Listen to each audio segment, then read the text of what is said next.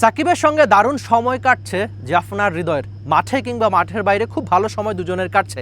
এবারের এলপিএলে তাওহিদ হৃদয়ের নামের সঙ্গে ব্যাটিং স্ট্রাইক রেট 193।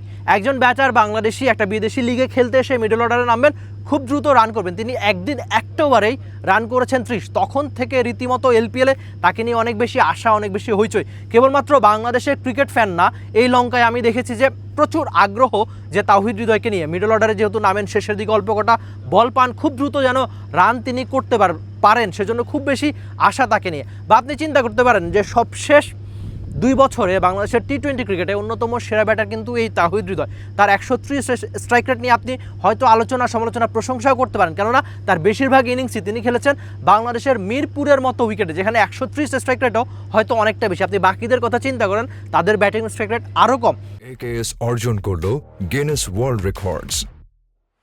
AKS তাই এই যে 193 ব্যাটিং স্ট্রাইক রেট এবারের এলপিএল এখন পর্যন্ত তিনি ব্যাট করেছেন, সেখানে অনেক বেশি প্রশংসায় ভাসছেন তিনি লঙ্কানদের মধ্যে। এখন একদম শেষ ম্যাচে জাফনা এই ক্যান্ডিতে নামবে, যেখানে পাল্লেকেলের এই ব্যাটিং ফ্রেন্ডলি উইকেটে নিশ্চয়ই হৃদয় রাঙাতেই যাবেন। ঠিক আগের ম্যাচটার গল্পে ফিরি, একটা বাউন্ডারি মেরেছেন, তারপরে বলে ছক্কা হাঁকাতে গিয়ে অনেকটা এখানেই তিনি ক্যাচ দিয়ে ফিরেছিলেন।